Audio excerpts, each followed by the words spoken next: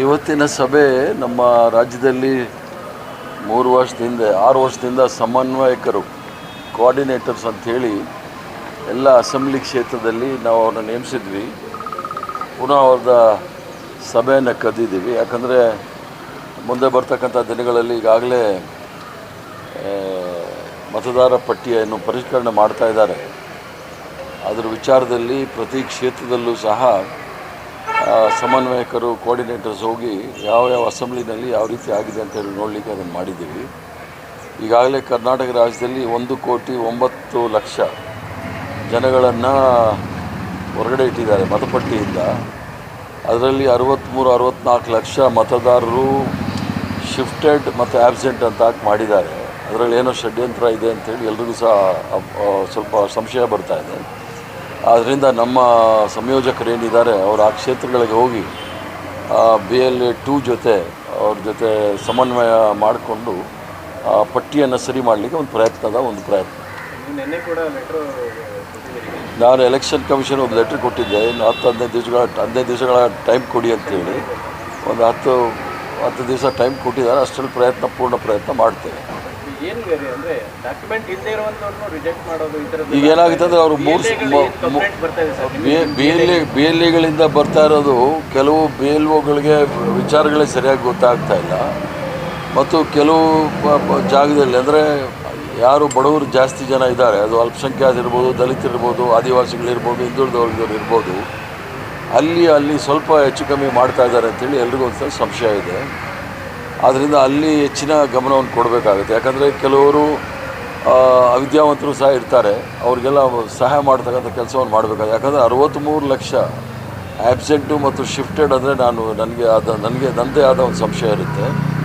ಅದನ್ನು ಸರಿ ಮಾಡಬೇಕಾದ್ರೆ ನಾವು ಇಲ್ಲಿಂದನೇ ಕೇಂದ್ರ ಕಚೇರಿಯಿಂದನೇ ಎಲ್ಲರೂ ಸಹ ಕಳಿಸಿ ಸರಿ ಮಾಡಬೇಕು ಅಂತ ಅನಿಸುತ್ತೆ.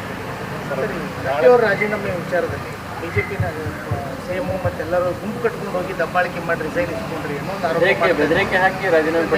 ಅಂತ ಆರೋಪ ಮಾಡ್ತಾ ಇದ್ದಾರೆ ಸರ್ ಬಿಜೆಪಿ. ಭಾರತೀಯ ಜನತಾ ಪಾರ್ಟಿಯವರಿಗೆ ಮಾನ ಮರ್ಯಾದೆ ಏನಾದರೂ ಇದ್ದರೆ ಸುಮ್ಮನಿದ್ರೆ ಒಳ್ಳೆಯದು. ಪ್ರತಾಪ್ ಚಂದ್ರ ಶೆಟ್ಟಿ ಅವರು ಸಭಾಧ್ಯಕ್ಷರಾಗಿದ್ದಾಗ ಇದೇ ಬಸವರಾಜ ಹೊರಟ್ಟಿಯವರೇ ಮೊದಲನೇ ಸಿಗ್ನೇಚರ್ ಮಾಡಿ ಅವ್ರನ್ನ ತೆಗಿಬೇಕು ಅಂತೇಳಿ ಮಾಡಿ ಅದು ಒಂದು ಮಧ್ಯಂತರ ವರದಿ ಕೂಡ ಬಂದಿದೆ. ಇದನ್ನೆಲ್ಲ ಚರ್ಚೆ ಮಾಡಿದ್ರೆ ಮಾನ ಮರ್ಯಾದೆ ಹೋಗುತ್ತೆ. ನಾವು ಬಸವರಾಜ ಹೊರಟ್ಟಿಯವರ ಬಗ್ಗೆ ಅಪಾರವಾದ ಗೌರವ ಇಟ್ಕೊಂಡು ಅವರು 45-46 ವರ್ಷ ಮುಗಿಸಿದ್ದಾರೆ ವಿಧಾನ ಪರಿಷತ್ತಿನಲ್ಲಿ. ದಿನ ಎಲ್ಲ ಚರ್ಚೆ ಮಾಡಿ ಅವ್ರು ಹೊಗಳ್ಕೊಂಡಿದ್ವಿ. ಈಗ ಅವ್ರ ಹತ್ರ ನಾವು ಏನು ಹೇಳಿದ್ದು ಅಂದರೆ ನಿನ್ನೆನೇ ಕಡೆಯ ದಿನ ಇತ್ತು. ನಾವು ಅವಿಶ್ವಾಸ ನಿರ್ಣಯಕ್ಕೆ ಮಂಡನೆ ಮಾಡಲಿಕ್ಕೆ ಕಡೆ ದಿವಸ ನಿನ್ನೆ ಸಿಗ್ನೇಚರ್ ಮಾಡಿ ತಯಾರಿತ್ತು. ನಾವು ಅವಿಶ್ವಾಸ ನಿರ್ಣಯ ಮಂಡನೆ ಮಾಡಿದಾಗ ವಿಧಾನ ಪರಿಷತ್ತಿನಲ್ಲಿ ನಾವೇನು ಅವ್ರನ್ನ ಹೊಗಳೋ ಪರಿಸ್ಥಿತಿನೇ ಇಲ್ಲ. ಅವರು ಮಾಡಿರ್ತಕ್ಕಂಥ ಎಲ್ಲ BJPಯವ್ರು ಮಾಡಿರ್ತಕ್ಕಂಥ ಎಲ್ಲ ಕುತಂತ್ರಗಳು ಕುಕೃತ್ಯಗಳು ಎಲ್ಲರೂ ಸಹ ಹೊರಗಡೆ ಆಗ್ತಾಯಿದ್ವಿ. ಮಾನ ಮರ್ಯಾದೆ ಹೋಗಬಾರ್ದು.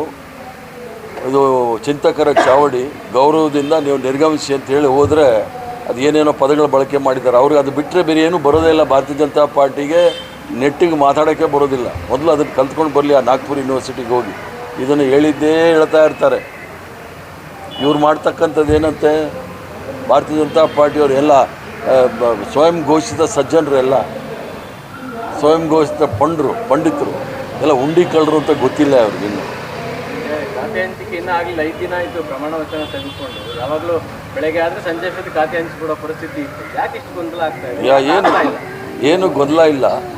ಎಲ್ಲರೂ ಸಹ ಚರ್ಚೆ ಮಾಡಿ ಅದನ್ನು ಯಾರ್ಯಾರು ಇಚ್ಛೆ ವ್ಯಕ್ತಪಡಿಸ್ತಾರೆ ಅದನ್ನು ನೋಡಿ ಮಾಡ್ತಾರೆ. ಯಾಕಂದರೆ 34 ಜನರಿಂದ ಚರ್ಚೆ ಮಾಡ್ತಕ್ಕಂಥದ್ದು ಚರ್ಚೆ ಆಗಿ ಆದಷ್ಟು ಬೇಗ ಪೂರ್ಣಗೊಳ್ಳುತ್ತೆ. ಮಹಿಳೆಯರಿಗೆ ಸಿಗುತ್ತೆ, ಒಂದು ಅವಕಾಶ ಸಿಗುತ್ತೆ. ಸರ್, ನಾಳೆಯಿಂದ ಬಿಡದಿಯಲ್ಲಿ JDS ಮತ್ತು BJP ಪಾದಯಾತ್ರೆ ಮಾಡ್ತಾ ಇದ್ದಾರೆ. ಒಳ್ಳೆಯದಾಗಲಿ ಅವ್ರಿಗೆ. Thank you.